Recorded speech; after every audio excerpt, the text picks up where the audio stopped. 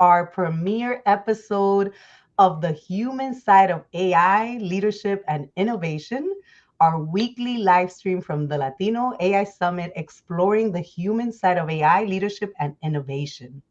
And as you know, each week we spotlight leaders, builders, researchers, entrepreneurs, educators, and change makers who are helping shape what's next. Our belief is simple: the future shouldn't be built for communities, it should be built with communities. So, whether you're joining us live or watching the replay, we're glad you're here. Ruby, I want to know from our audience, please drop in the chat. Where are you listening from? We're curious. Yeah, let us know where you're listening in from. Yes, yes. I am joining from Ohio. Ruby, where are you from again? Well, this week I'm actually in Chicago. So I'm back home visiting family and a few friends. And so it's nice to be back in Chicago for another few days. And then I'll head back to North Carolina. Nice, nice. I don't know about where you're at, but over here it is hot today. It's so hot. Yes, the humidity out here, like even though from North Carolina now, it's real. And you know what? Yesterday we went out and we went out for pizza and my family and I asked for a sweet tea and I realized, wow, I'm really Southern now, right? 'Cause sweet tea. Yes, sweet tea. I'm like, I guess it officially makes me like having lived in the South for 8 years when I'm asking for sweet tea. He said, I can bring you some Yeah, sugar. I was like, okay, that's fine. you transformed.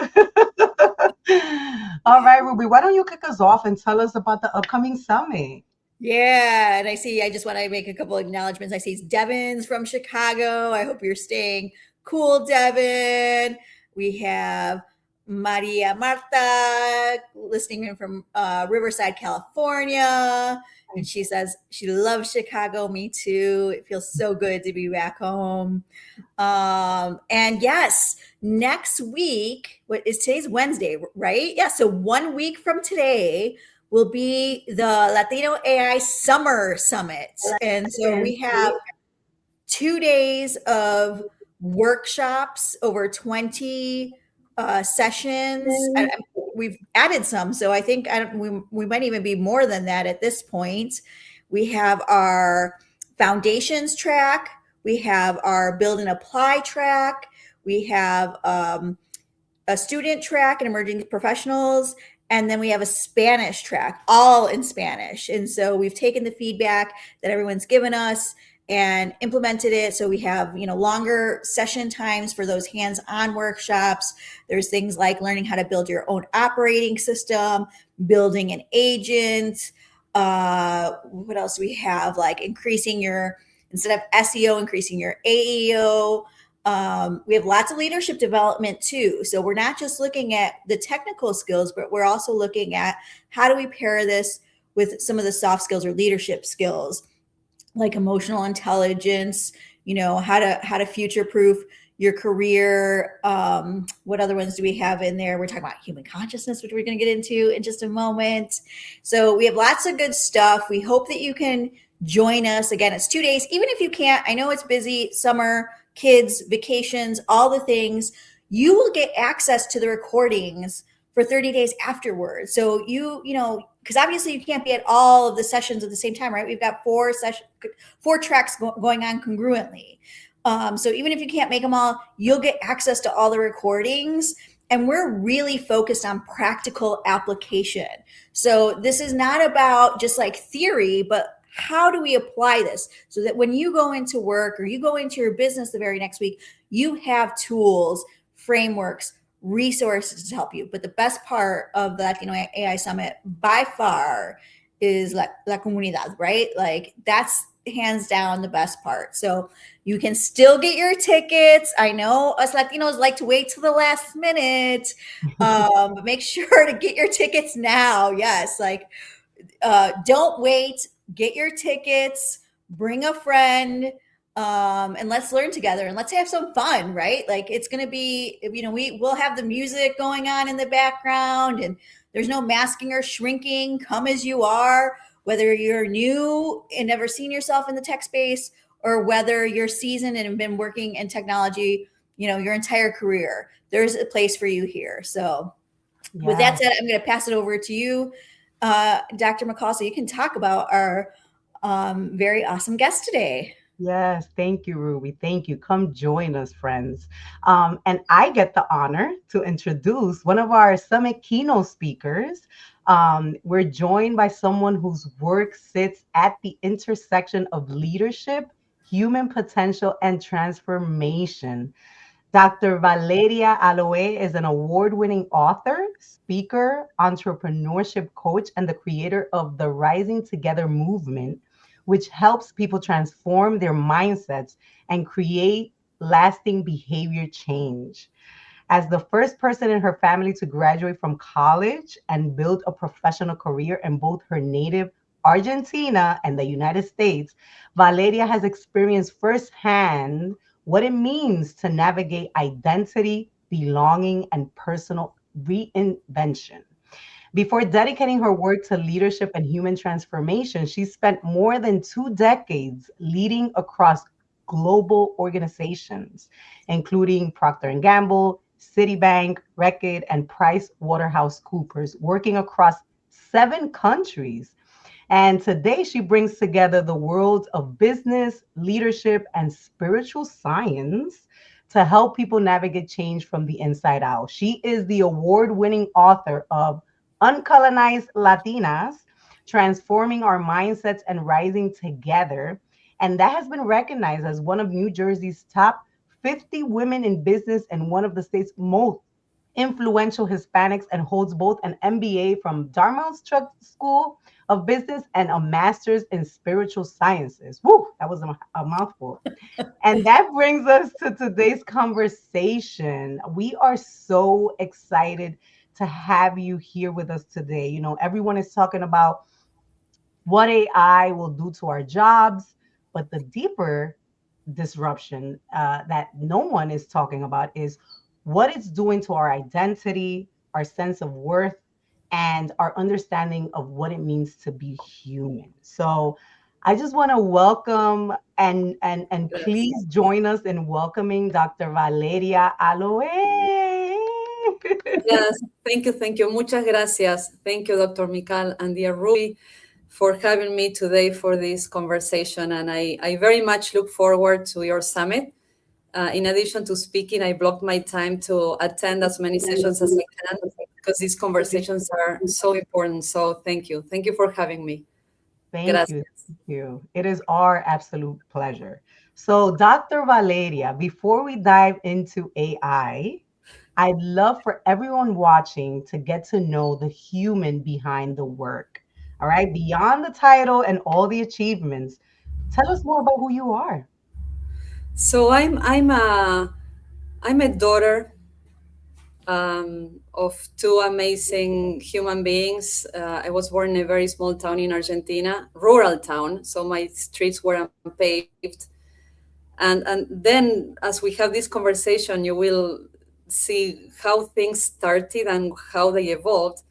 A big part of it was that my parents wanted me to go to college. They did not go to college. My dad did not go to high school. But education, as it happens with so many of us, becomes like the number one priority for our families because they see that is the way to prosperity, to opportunities, and so on. So, but I'm a simple person from a small rural town. So I always love to keep my life as simple as possible. Usually I overcomplicate my own life. I do that to myself, but I have this mindset of simplicity that life can be enjoyed. I grew up in nature. I grew up surrounded by people who had simple lives. So that's what I bring to my life today, right? And I have two children who are now teenagers. Woo! Ooh, Woo! Solidarity. Hopefully they don't listen to this. Okay, they never listen to my things. So two teenagers, Valentina and Tommy. I have also two dogs, Leo for Leo Messi and Chiqui, because he used to be Chiquito, but now he's not anymore. And I have two published books, Uncolonized Latinas and Unbeatable Latinas, and one husband. That's my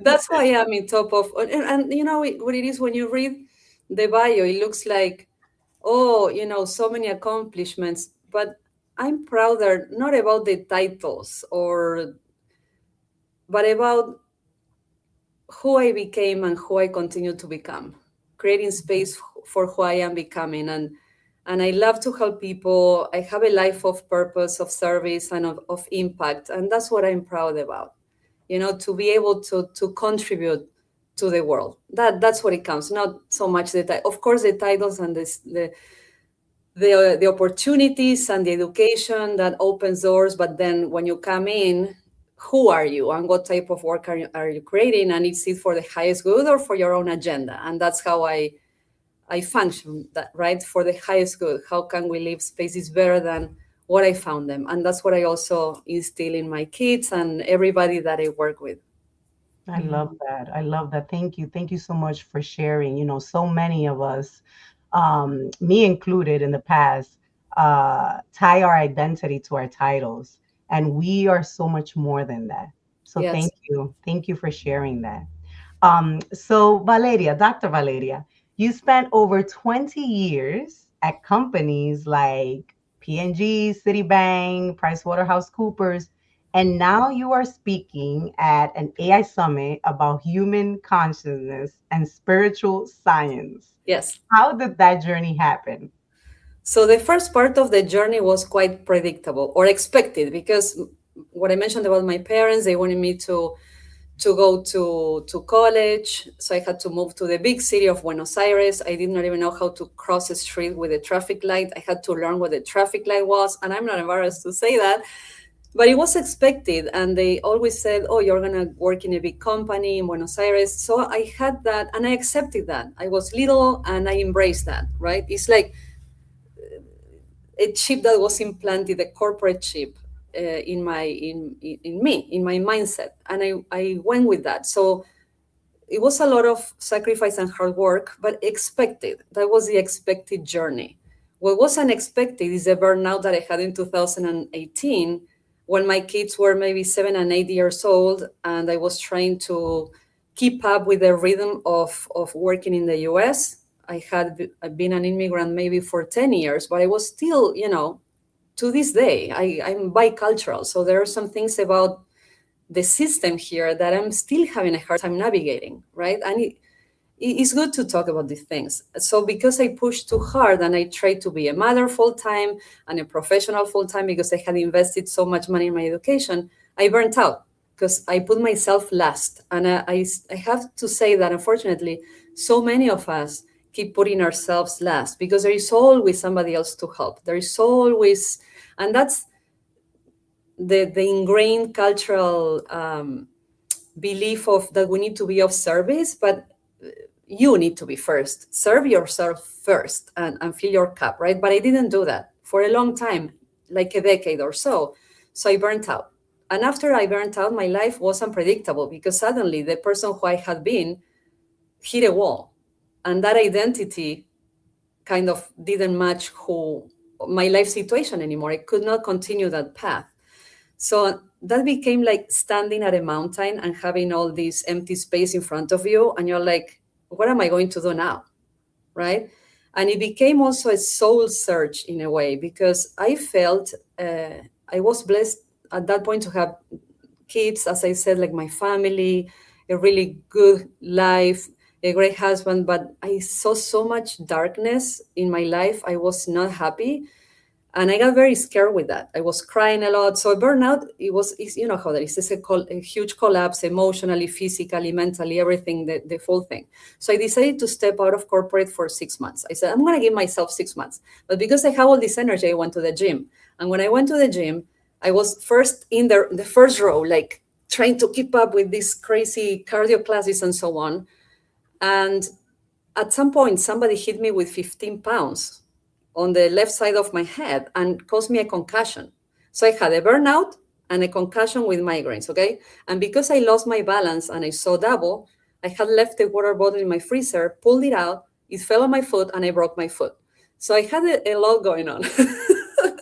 But life stopped me. It was like, you need to stop. So I was in my bed with a broken foot in the dark because of the headaches from the concussion, not being able to use my phone, and suddenly all this time to think about myself or to be with myself.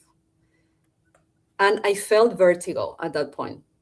And many times later, because when you are facing such a big change in your life and suddenly you have options, that freedom to choose or to become somebody different, it gives you vertigo Mm.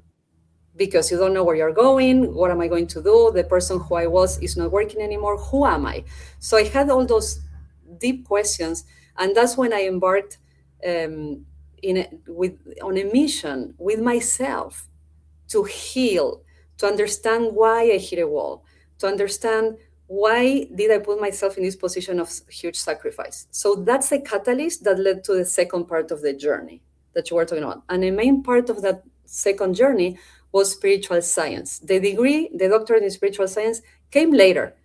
Before that, I had like maybe 7 years of deep exploration, understanding, reading all sorts of books, including spiritual teachings, even neuroplasticity, how the belief systems get set, how to change them, how our behavior gets influenced, the role of emotions. All of that I studied, and then I got my doctorate, but only for me. I did that to heal myself.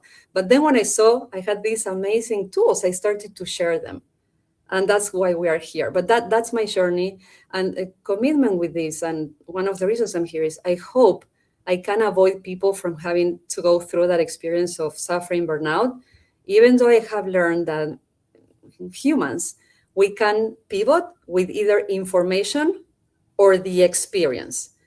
We can have access to the information, but sometimes we don't pay attention to information. So, right? So when we don't pay attention to information, we get the experience. And the experience is not always pleasant. Yes. So that has been my journey. I'm an experienced person, I have to say.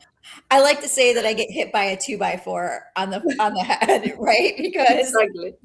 but I think you said there's so much that you said that I just feel like is very relatable. Like I was really listening because I could see myself. I think McCall, you probably could see yourself in some of this. Like I think, for me it was um my mom was very much about getting education. So I did all the things, checked, make the check box, get married, buy the house, finish a degree, get a car, 401k, blah, blah, blah. And then I was like, I'm not really happy. Like, this doesn't feel fulfilling whatsoever to me. And so I can relate to that part of, just what does it mean to be fulfilled, to kind of live out. I don't want to say just live out purpose because I feel like, I have that's a whole different conversation, but it gives you time. And what I hear is that it get, the broken foot and the burnout and getting hit in the head and all the things, you had to sit and be with yourself. And for so many people, that's very uncomfortable and it's Exactly. something that they avoid, right? But you didn't have a choice. You had to do that. The other thing I heard you say, and I hear this so much too, is just around, Latinas kind of, I feel like this is very common of Latinas to be so selfless, so giving. You see that Marianismo that lives deep within many of us, right? That we're always taking care of everyone else. I feel like even if everything is fine, it's like we're looking for our comadre or like someone else to constantly help. And it's like, Yes. no, it's okay to just take care of ourselves or to put boundaries in place, Yes. which, I know is something that a lot of Latinas struggle with too. I'm very curious because, I think the spiritual science is something we don't hear about often. And so when people, even thinking about this upcoming summit or thinking about the work that you're doing now, and I've been reading your emails, and that was one of the things that really intrigued me, is when people hear of AI and human consciousness together, I don't think people really connect the dots between those things because they seem like polar opposites. I mean, it almost feels like one is like the on one side of the spectrum, right, with the technology, and then human conscious could even seem to some people like very woo. What did you see as the relationship between the two? So by now, like, these conversations are becoming more mainstream, and it's extremely important. Talking about consciousness, the levels of consciousness, um, and the reality is AI and consciousness are completely related, because our level of consciousness will dictate the level of consciousness that AI will run with. AI cannot create a higher level of consciousness for this planet. Whatever we feed into AI, remember, this is a human byproduct. This is us creating a tool. That's what it is, right? So it feeds from our own thinking. And this is not new. We know there's bias in AI. Where is the bias coming from? The level of consciousness of the people who are programming AI. But remember that we are all using AI. If we use tools even like ChatGPT, Claude, Perplexity, whatever that is, and we're interacting with these tools, they are learning from us. Mm-hmm. So what level of consciousness are we bringing? Are we throwing confusion into the equation? Are we throwing whatever we throw into it is learning from that? So the level of consciousness that we bring to the tool is what it will use. So far, it seems to be used mostly AI as a brain, as a Mm-hmm. smarter brain, a faster brain, a knowledgeable brain, like a brain that has access to a lot more than me as an individual person can have access to, or that speed, right? So it's an optimizer. AI will optimize our lives, make things faster, make things easier. But then the conversation we need to have is that as a magnifier, right? We need to be extremely careful to forget about the human aspect, because we can optimize this world as much as we can so that we have the fastest company to go to market, the most efficient product. How about the people? And this is what we're at the risk of in the next couple of years. The tech bros who are creating these tools, they're already telling us that all our jobs will be wiped. And that gives me a stomach pain, because how am I going to put food on my table then if I don't have a job, right? How is the future going to look like? And we all know that the society where we stand right now, this is not sustainable. How we live and operate, I bet you that if you give somebody a couple $1 million and they can't step out of their jobs forever, they will take it. So many people are miserable, right? We have, whatever we look into the system is broken. That's a Oh, reality. yeah, for It's sure. not working, because we have created this from a level of consciousness that doesn't serve any longer. And we need to be ready to explore a very different way as a society that is a lot more futuristic. And I love these conversations, but that is very different from what brought us here. So AI will be the brain, but us as humans will be the heart. So it's extremely important. In the day-to-day, this can look like not just helping program these tools with kindness and consciousness, and meaning that they can learn from the highest consciousness that we have available as humans, and that we can train them to do so. Actually, there is his name, Mo is his first name. He used to be in Google. He's now training, doing this, training an AI model to learn about love, what it means to love, right? It's amazing, and the different levels of consciousness. But it's also what type of society I want to create. Because something that AI is missing, and these machines and robots will be missing, is the heart Mm-hmm. and the deep human connection. So when you feel down, will you want a robot to hug you? No, I want another human being. If I need to cry, do I want to cry in front of a therapist that is a chat box? No. Like the human connection that we have missed or put aside because of this extremely busy society we live in, that needs to come back, and the caring for others. So there will be a revolution. And I can tell you, there is an opportunity that we have as humanity to create a society where we have time to be. Mm-hmm. Remember when we were talking about my burnout? it was scary because suddenly I had time to be with myself, to learn more about who I am, to see my own shadows, to see what was painful in my life, which I had been in denial of because I was working to medicate myself, right? Working, working, working, doing, doing, doing, doing. So if AI takes the doing, now I will have more time for what? How will I use that? And what's the highest level of consciousness that I can today start bringing to my interactions, to my meetings? And we can go deeper about this, but that's the concept. It's an optimizer brain. But if we let the optimizer brain run with it may optimize us so much that it may wipe us out. These discussions are happening. Yeah. So, what's our role and our responsibility in creating, leading with our hearts as humans, remembering the unique traits that humans have, and let AI be the tool that will optimize the doing so that as a society, we can be more about the being and bringing what we want to evolve into together. Yes. And I see Cynthia says this is why spaces like this are so critical.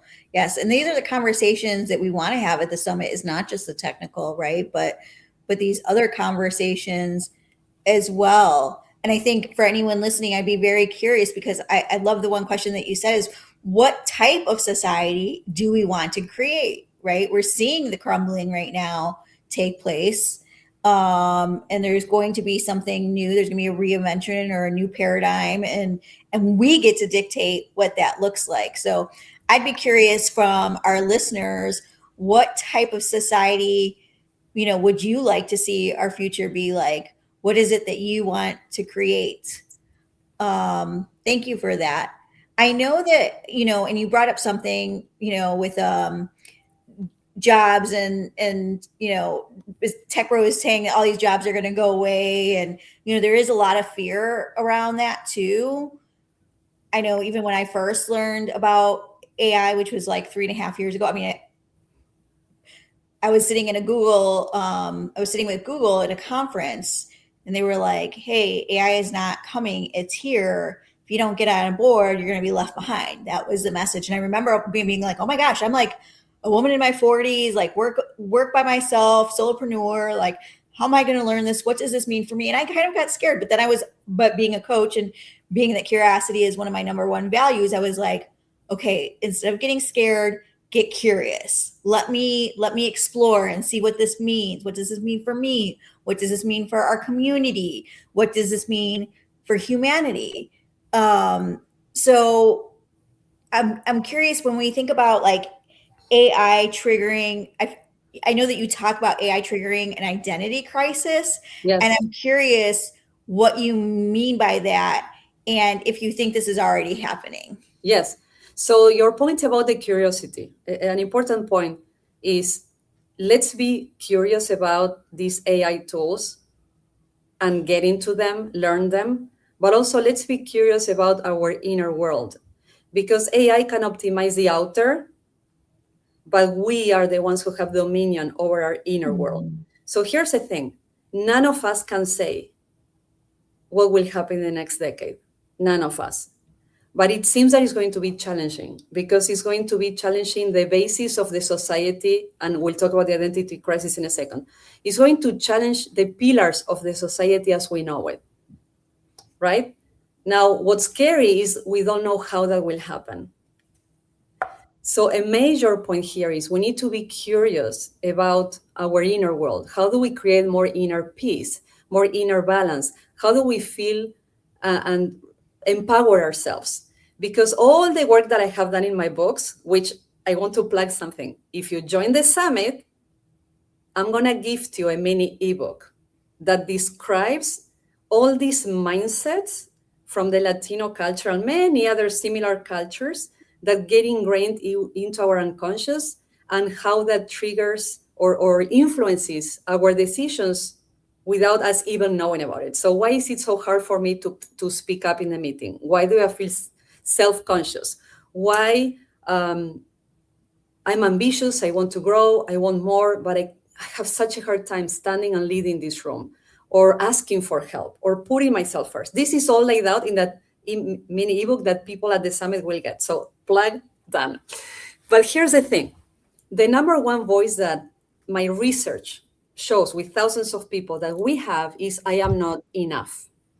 So we need to be curious about what does it mean for us. I don't feel smart enough. I don't feel um, experienced enough, young enough, you name it. I'm not good enough. And we need to be curious about how to switch that, how to turn that around, how to self-empower, how to believe in ourselves, how to connect with our deepest essence, because we're extremely powerful, but we only use a fraction of that. Now, AI will trigger all of this. And the identity crisis that we're talking about is because we tied, so many of us, our self-worth, who we are as a person, our value, to our title, to our position in a company, to how much money we make, and particularly to how productive we are. So if I do more, I am more valuable to the society, right?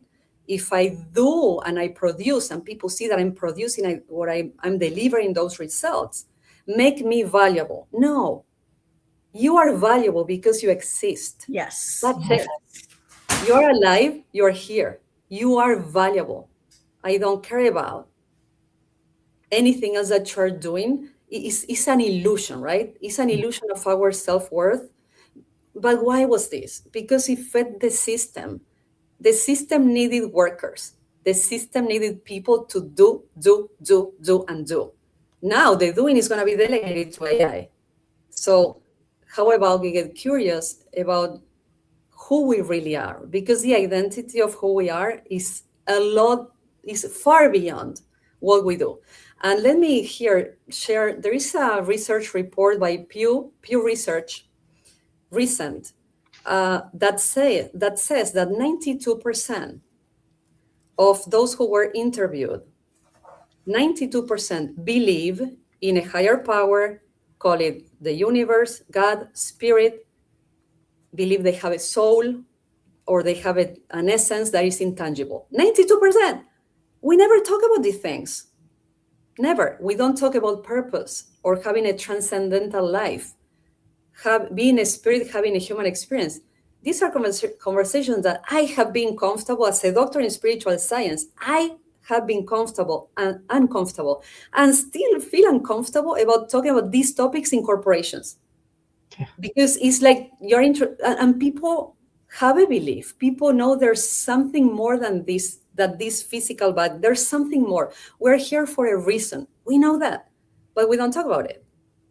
We feel uncomfortable. So when the identity crisis happens, that is already happening, by the way, it's already happening. It happened to me 8 years ago when I was laying on my bed, like, who am I? Who am I? So I can share with you what worked for me, but every person will take their own journey. What worked for me is to become curious about, why am I here? Am I really who I am? Who I think I am? Am I the labels that I put on myself? Why?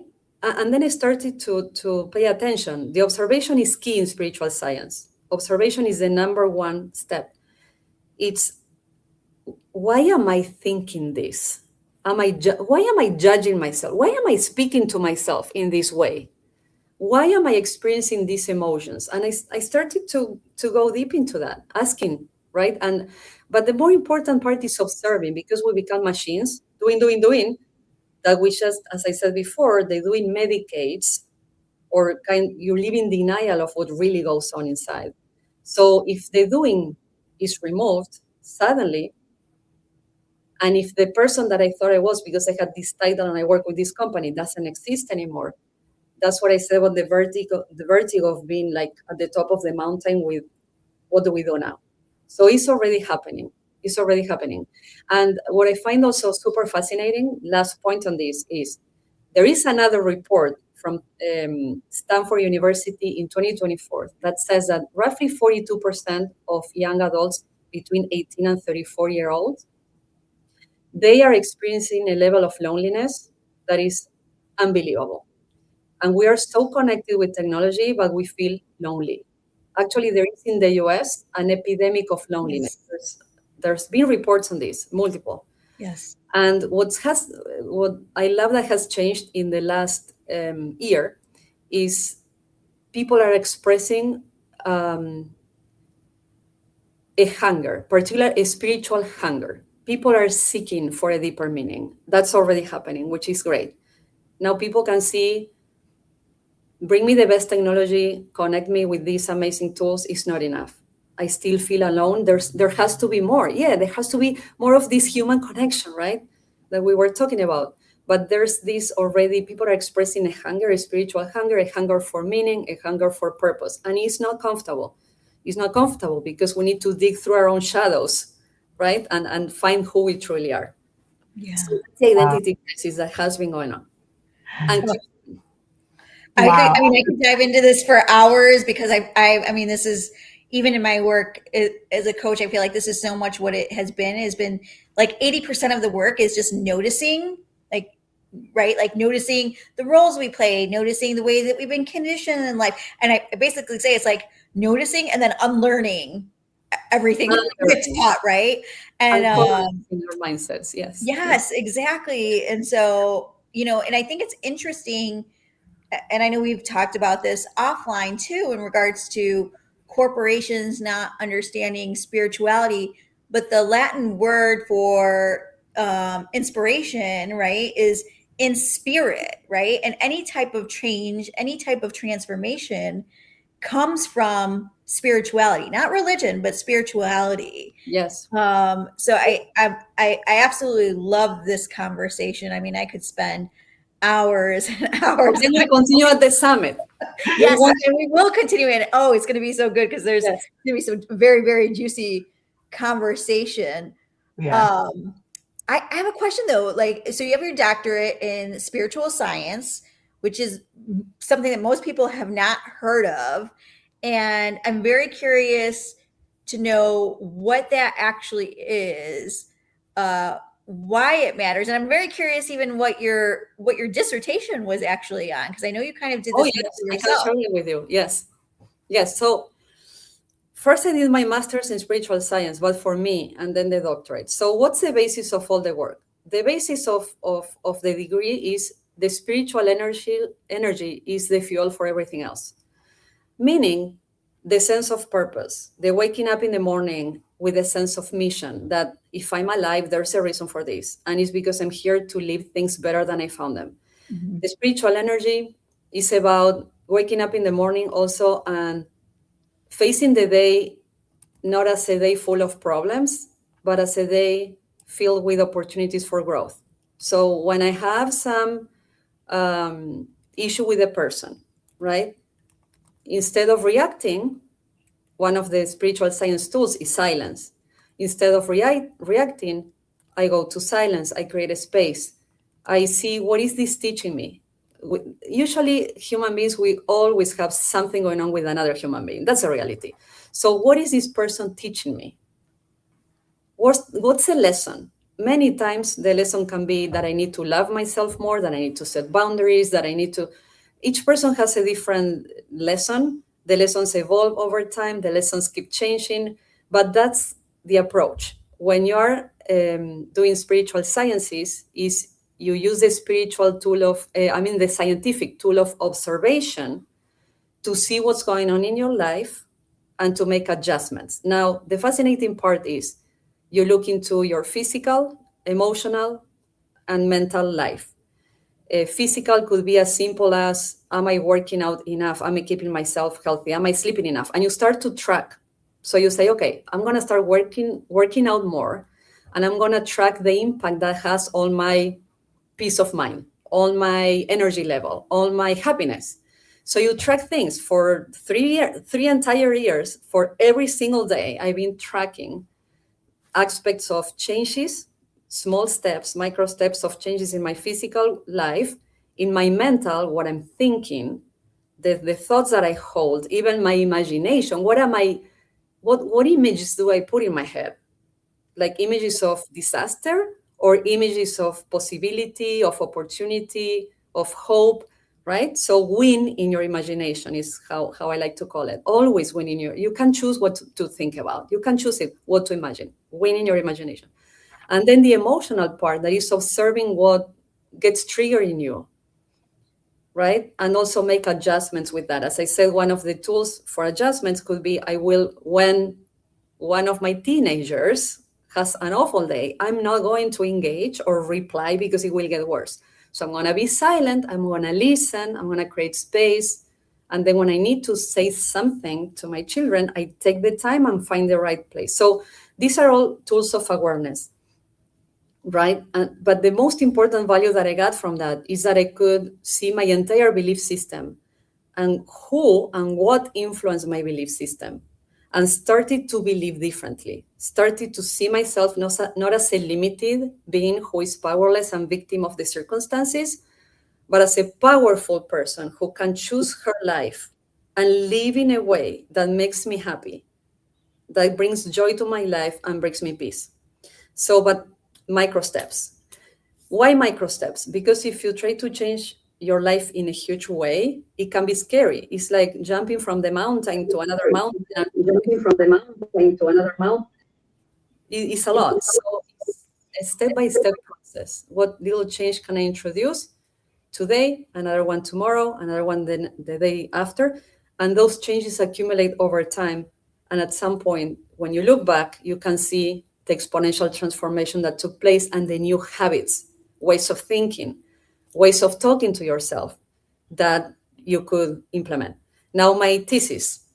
So I had to identify which was in 3 years the tool that worked the most for me. And then I had to work with people to see if that tool also worked for them.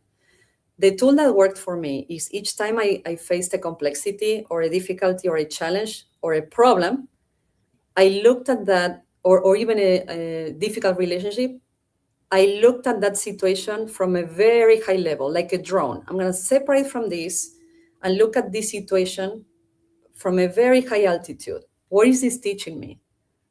Right? What is really going on here without the involvement of the emotions and all this drama going on inside of me? It's like take a step back and go higher and look at that from that altitude through the eyes of love. Through the eyes of love.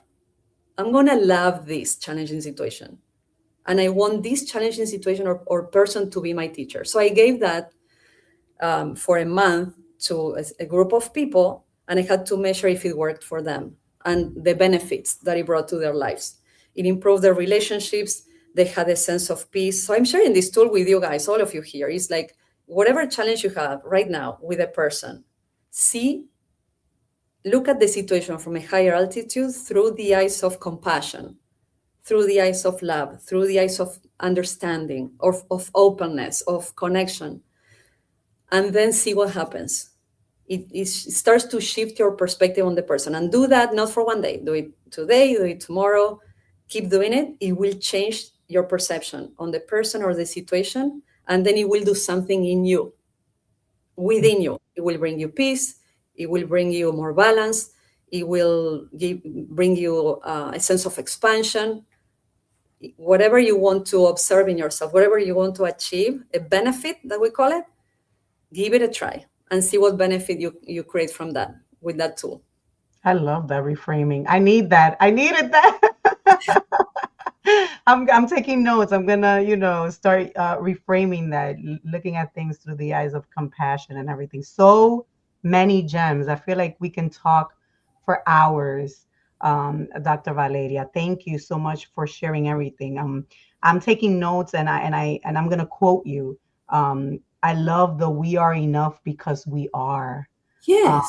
That is so Yes. beautiful. And I also, something that resonated for me is the lack of talk around spirituality in corporate and organizations. My study was focused on psychological safety for Latina professionals.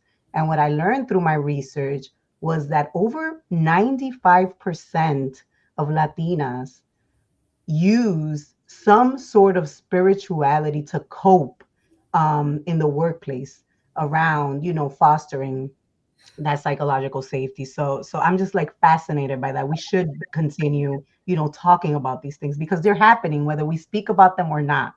And we need to integrate that. That's the opportunity with what's coming in the future that is already here, is how do we integrate are multiple parts. There's a part of me that goes to those meetings and leads the meeting. There's a part of me that is doing all this work with my computer, the part of me that interacts with people. There's also that part of me that has a sense of purpose, the part of me that is the softer version of myself. How can I integrate all my multiple parts? Because we have been operating like in silos. I'm going to become this person for this meeting, and then I'm going to become this person at home, and I'm going to you're one person. It's like fragments, right? I feel like, I mean, if it reminds me of the movie In the Heights, even is what I was thinking about. There's the one character who like goes away to I can't remember cómo se llama, but she goes away to a prestigious university, but she has to mask, and and then she comes home, and so there's like the version of her that goes out into the world, and then there's a version when she comes home that's so different. And it's like, how do we take all those fragments, like you said, and integrate it all back into one, so that we can show up in our true essence and power? It's Yeah, bringing our whole self, right? It's bringing our whole self. When I show up, I can't leave behind that I'm a mom, right? That's part of exactly. who I am. And it's sort of like what you said, the intersectionalities of our identities.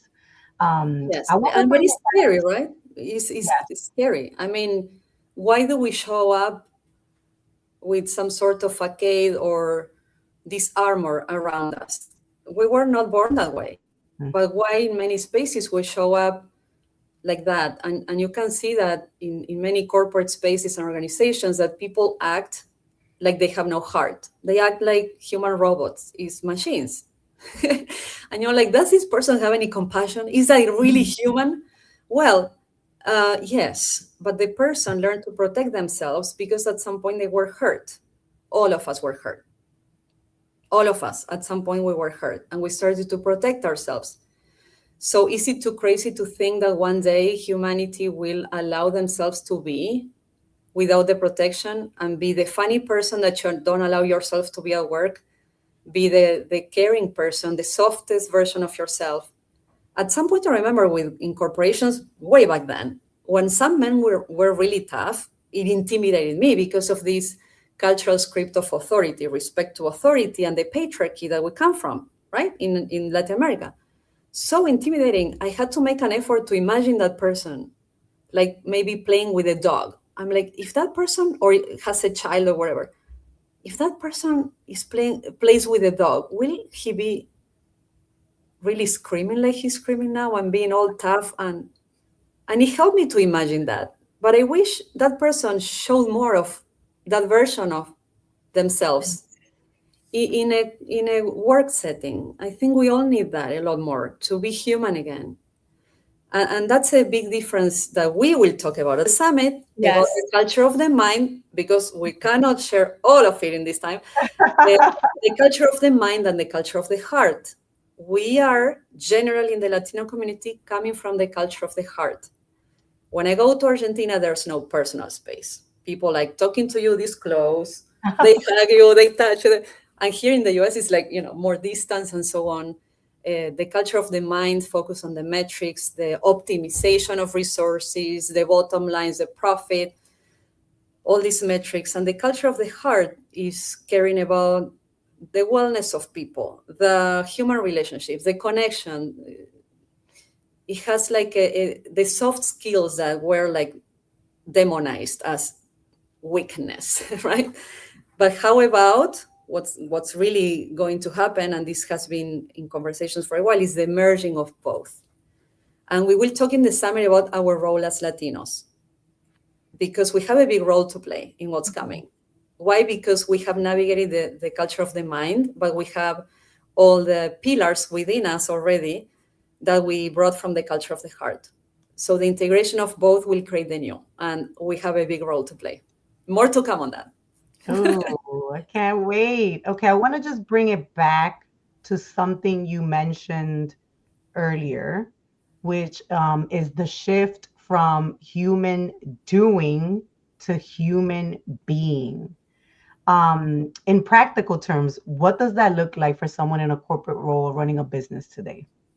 Yes, so In the beginning, I'm questioning how that will look, because right now, as AI gets incorporated to do more of our tasks, I don't think any company will allow you to work half the time. You're not going to have, oh, suddenly we work 2.5 days a week and then you have time off. I No, wish. I don't think that will happen. Exactly. Exactly. But longer term, I'm hoping that we all get to do some work, all of us, not only a small fraction of humanity and the rest of them is like, right? That we all of us get to do some work that is fulfilling, to have that participation in our professional life, but that we also have space for other things that are relevant. Yes. Something that happened a year and a half ago with my business is my dad got sick, very sick, and I had to be in Argentina a lot. I decided, but I had to almost close my business because the doing was so intense to hold that business running without any AI, that I didn't have time for being, the part of being with a loved one when they need you. Sit down and have a conversation with somebody. Oh my gosh, how often do we allow ourselves to be with somebody else and have a conversation? How often do we allow ourselves to have a conversation with us? A simple practice that I have been sharing with women that I've been coaching is, in the morning, wake up and don't just jump out of bed to do. Take time to be. Put your hand on your heart and just breathe and feel gratitude for another day and set an intention for the day. And make sure that you approach this day as an opportunity for growth and learning, not as a disaster of problems and stress. No, right? So start the day in that energy, but connect with your own essence. And if you can, give some love to yourself and appreciation, Yes. right? So start your day. It's a simple thing that can be done for 5 minutes. That's what being can look like. Oh, It's I simple. love It's simple. But then it's also creating space for who we are becoming that we don't know. Who we are becoming. Definitely a more conscious species. If you look back a couple thousand years, we used to kill each other a lot more. We were more violent and we were not so self-aware. So we have been evolving.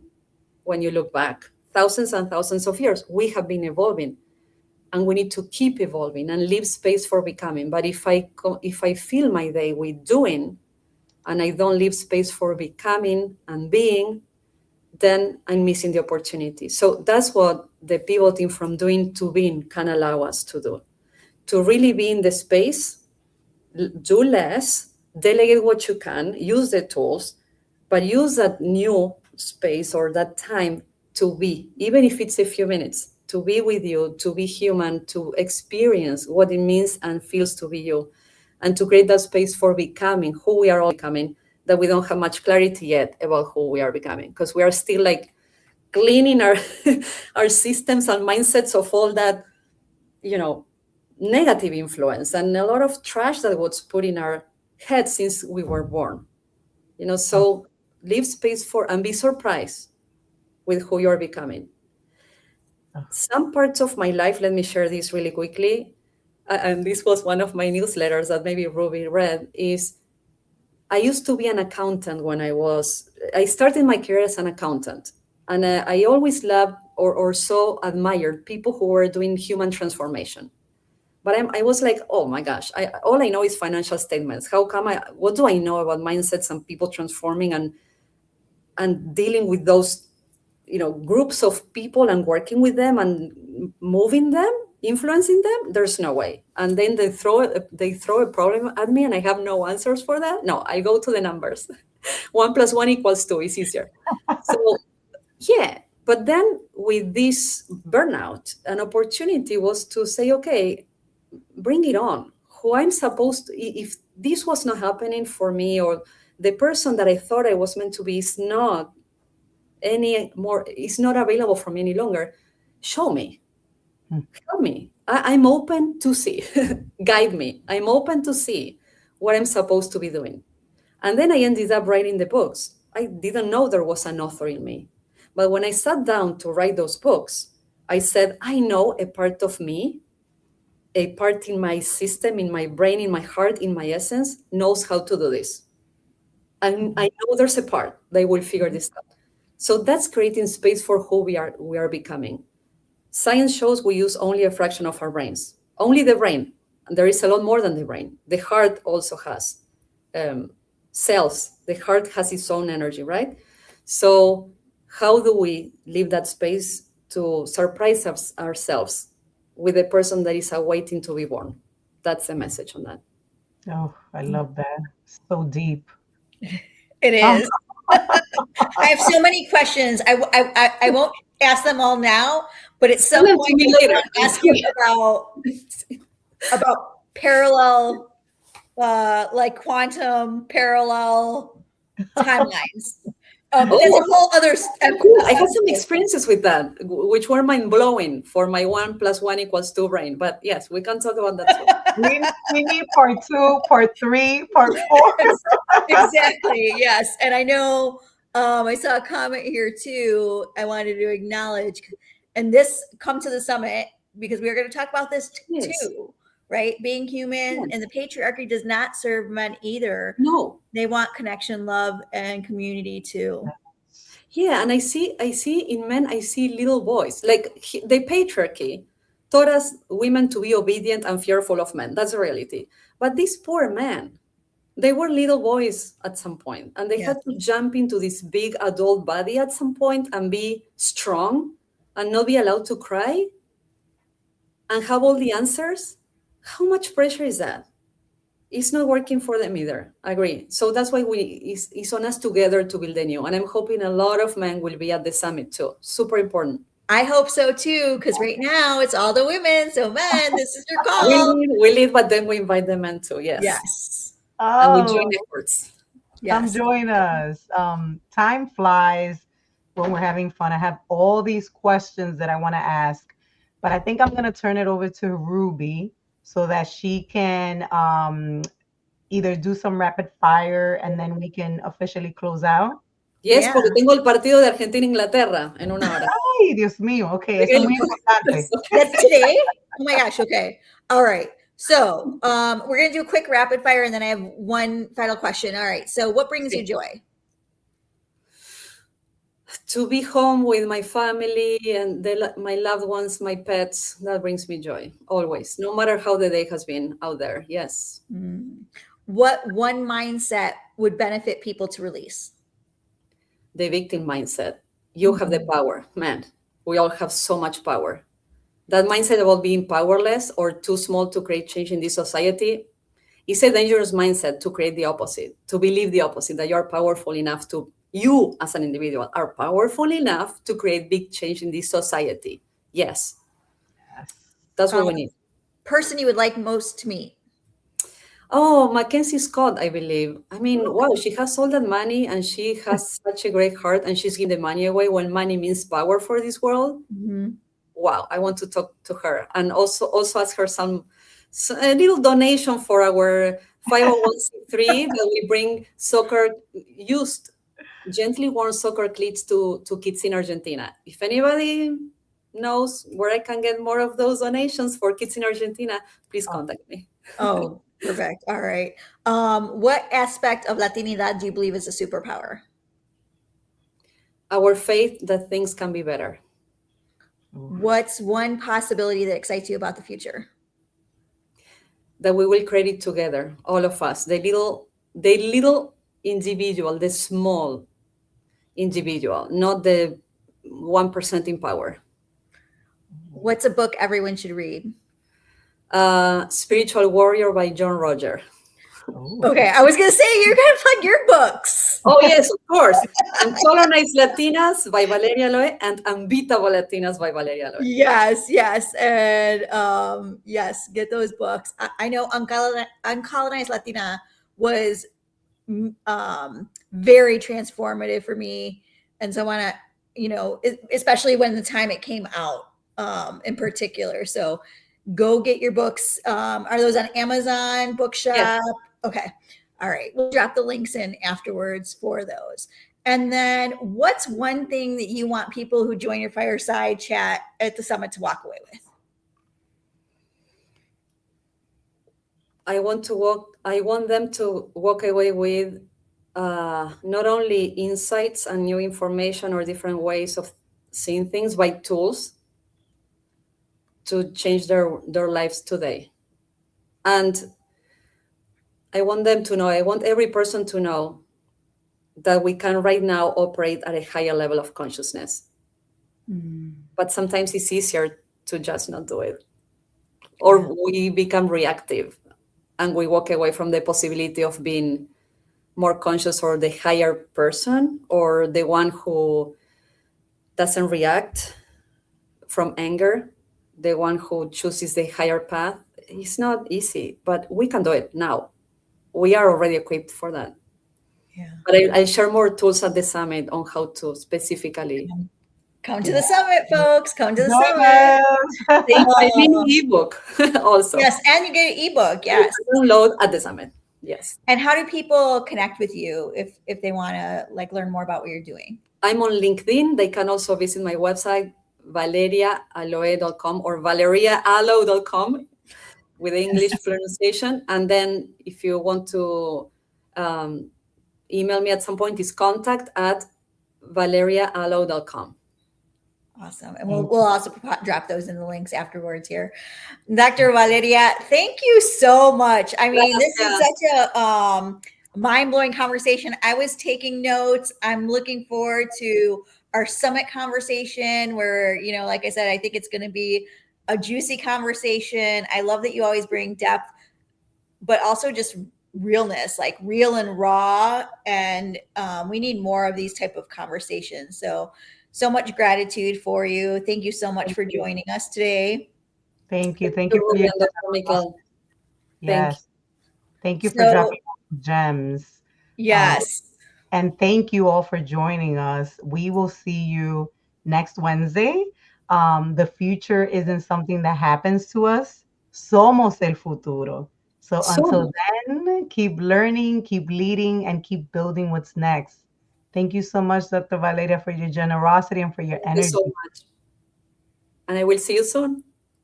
Gracias. Bye, everyone. Gracias.